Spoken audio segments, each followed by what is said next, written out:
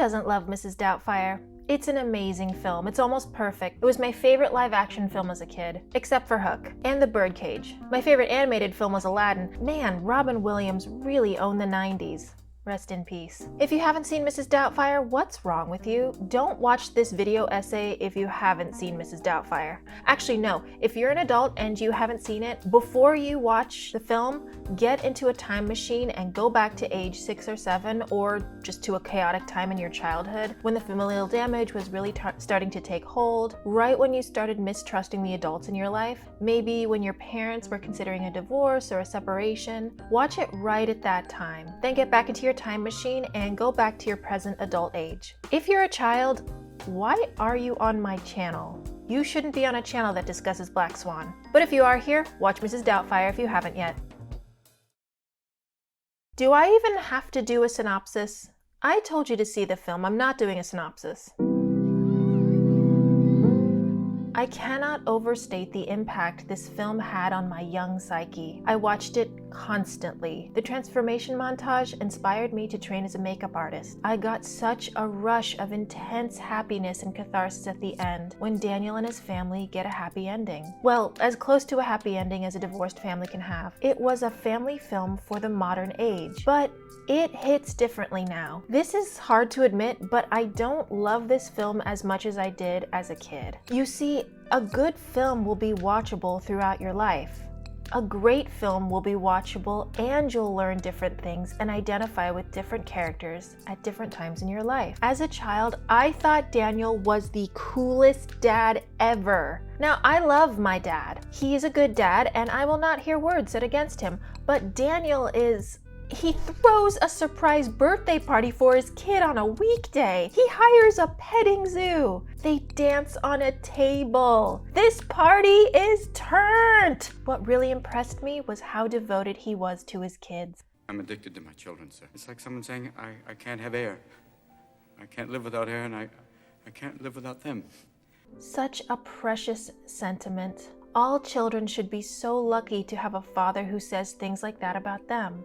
And as a child, I always thought it was a testament to his fatherhood that he was willing to dress in disguise and play the part of an old lady just to spend time with them. The film frames his motives as pure, albeit extreme. The idea of going to such extreme and possibly illegal lengths did not strike me as weird or deranged at all. I figured that if he's so good at passing for an old English lady, then he deserves to exploit his ex-wife. As for Miranda, I thought she was an uptight, cold-hearted shrew who just hated fun and loved to yell at people. But alas, childhood fades away and our innocence dies. And that's normal. As adults, we're not meant to like the same things we did as kids. But I guess I need to amend what I said earlier. I still like Mrs. Doubtfire, but as an adult, I see it as a completely different film. Sometime in my teens, I was watching the film and I realized something. I had a thought. Just a tiny little atom-sized thought that tickled and nagged in my brain and refused to go away. It was that first day when he prepared dinner for his family and Miranda comes home from work and is so happy to see dinner on the table. Lydia is so happy to see her mom in a good mood she even runs after Mrs. Doubtfire on the street to thank her. I also wanted to thank you. What? For making my mom so happy. She hasn't been in this good a mood since... can't even remember. This poor child can't even remember the last time her mother was happy. I suddenly wondered, so all Daniel needed to do while he was married was have dinner ready when his wife came home and make sure their kids did their homework? Huh, weird. I mean, if it were that easy, why didn't he just do it? He could have saved his family the trauma of divorce.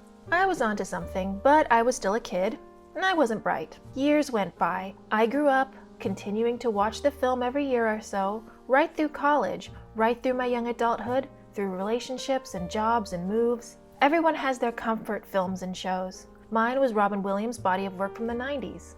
It was always there for me, a steady, comforting presence.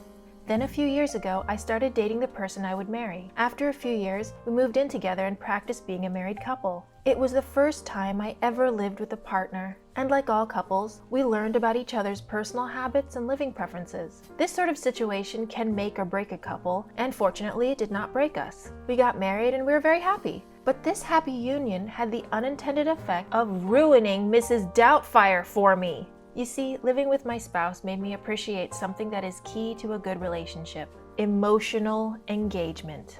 Simply put, this means hearing what your partner is telling you and making an effort to understand and meet their needs. It means making sure your partner is heard. Daniel doesn't do this until after he gets divorced. Take the scene where they're fighting after Chris's party. Oh, I'm sorry, but it's not toxic waste, it's a few party plates, Why do you always make me out to be the heavy? Quite naturally, You set me Miranda. up, Daniel, every time. Oh, I You're don't the set bad you. guy. Oh, lighten up, will you? She's upset. You can hear how helpless and frustrated she is. She's stating clearly how she feels, and he does not even try to apologize, understand, or de-escalate. He just yells at her. Now, to be fair, she's also yelling at him. It is extremely difficult to not get defensive when someone is yelling accusations at you. So I'm not saying that he's the worst person in the world for getting defensive. But even once they've quieted down, Daniel does nothing to make Miranda feel heard. Well, let's take a vacation together with the kids. Oh, Daniel, our problems would be waiting for us right here when we got back. We'll move. And hopefully our problems won't follow us. Daniel, please don't joke. Daniel, she doesn't want a trip. She doesn't want to move. She wanted you to not trash her house. She wanted you to not undermine her parenting. Throughout the fight, all he does is deflect, deflect, deflect. By doing this, he doesn't make her feel validated whatsoever. She's rightly upset about the situation at the house, not to mention the fact that he interrupted her workday. Mom's not gonna be home for another 4 hours, is she? Which is especially foolish as she appears to be the breadwinner. Compare that to the scene when he greeted her with dinner on the table. Look at this place. It looks wonderful. All spick and span. Dinner is served, madam. Now that tiny thought I had as a teen has ballooned to the size of a billboard. Mrs. Doubtfire is the spouse that Miranda needed all along. Who needs a husband when I've got you? As a father, Daniel is wild, crazy, and hilarious. He's the fun dad. The kids know they can rely on him for a crazy fun time, but he takes on this fun dad persona at the expense of his marriage, which is, at the end of the day, selfish and the opposite of good parenting. He keeps on insisting to the judge how much he loves his kids, but how loving is it to bend over backward to please your kids while alienating your spouse? That only creates resentment within the family unit as a whole. And he does alienate her by leaving her out of his plans and going behind her back. As Mrs. Doubtfire, Daniel is warm and kind to his kids, but after school he makes them choose between cleaning the house or doing their homework, like a parent, and the kids still love him. You see, it is possible to be a responsible parental figure and still be loved and respected by your kids. Does Daniel even realize what he's doing to make his family happier as Mrs. Doubtfire? He's treating his ex-spouse way better and treating his kids slightly worse. The scene where he first meets Miranda while in character of Mrs. Doubtfire, he wins huge points with her by insisting on making her a cup of tea. Oh, no, dear, let me get that for you. You've had a hard day. See, he didn't need to order a whole dinner or learn how to cook. She was just pleased that someone was caring about her and acknowledging that she needs a break. And this scene again, where he's having tea with Miranda on a different day. He asks her about her marriage, and Miranda gives him straight, candid answers that really affect him. If he was so interested in knowing what his wife thinks, why didn't he just make her a cup of tea and ask her while they were still together? Again, it's not just that he's making her tea. That's not why she's happy here. Emotional engagement means asking someone else how they're feeling and listening to their answers. Daniel never did that to her, but he does it as part of Mrs. Doubtfire's personality. Thus, Miranda feels more emotionally intimate with Mrs. Doubtfire than she ever did with Daniel. Now, I know there are people watching this video who will say, my parent made dinner and cleaned the house every day for my other parent and was still a responsible parent and they still got divorced. I hear you. It is possible to do everything you can for someone and they may still divorce you. Like Captain Picard once said, it is possible to make no mistakes and still lose. That is not weakness, that is life. But even so, I encourage viewers not to take a literal view of the film to understand its lessons. They aren't just fighting about the party. They aren't just fighting about the house being messy. Miranda doesn't say, I just wanted the house clean and dinner on the table. She says, You have all the fun and I get whatever's left over. She's upset because she feels unloved, emotionally abandoned, and burdened by the weight of parental responsibility. Even Daniel knows this. I should have never had a birthday, Dad. This never would have happened. Yes, it would. It was an accident waiting to happen. Okay? You did nothing wrong. Now, I can already hear people saying, what about Stu? That smoothie suspiciously slipped in right on the day Miranda asked for a divorce. Now, do you honestly think Miranda divorced Daniel just so she could be with Stu? If you ask me, my answer is no, absolutely not. I am completely against this hypothesis because it is not supported by evidence. Even when Miranda is at her most candid with Mrs. Doubtfire, she never once said that she just wanted to be with Stu. However, it is important to note that Stu possesses many attractive qualities that Daniel lacks. He's rich, he's attentive to Miranda, and most importantly, he is supportive of her career. And he specifically asked for you, Miranda. Realize I've been following your career in the trades these past couple of years.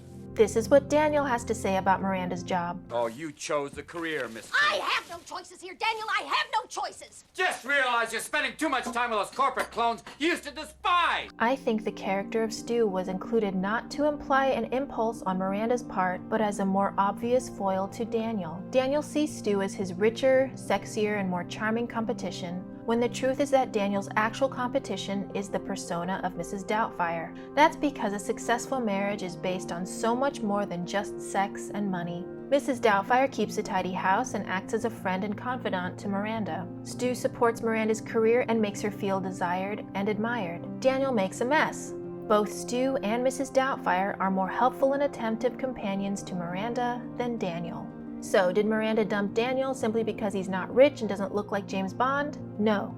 Also, do I even need to mention the fact that Daniel cons Miranda? She is literally paying him to impersonate a nanny. As a kid, the fact totally passed me by. I'm not a lawyer, but as a fan of Legal Eagle, all I can think is, how many laws is he breaking by doing this? Speaking of legal stuff, I pay a lot closer attention to the final court hearing. As a kid, I usually skip this part, and if I didn't skip it, I didn't pay attention to it because the judge is not on Daniel's side, and I was. The judge says, "But I believe it to be a terrific performance by a very gifted actor. You will have supervised visitation rights every Saturday. I am suggesting a period of psychological testing and perhaps treatment for you, Mr. Hillard." As a kid, I thought this was just absurd. I mean, clearly Daniel was joking when he said, In regards to my behavior, I can only plead insanity.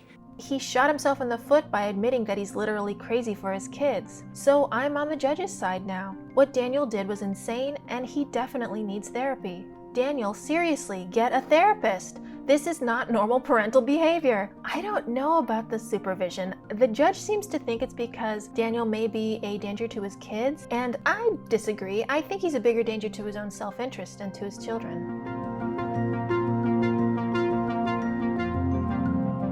This film is not for children. I mean, I don't mean it's an inappropriate film for children. I should say it's not just for children. I think it's a good family film, but beware of trying to pigeonhole it into being just a comedy, just a drama, or just a kids film. It's got a lot going on in it and a lot going for it.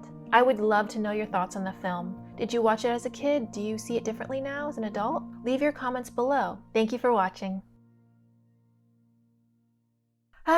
Tea honestly makes everything better. I love tea. Also, how do they afford this huge house in San Francisco? I know Miranda is a partner in her design firm, but she's not a millionaire.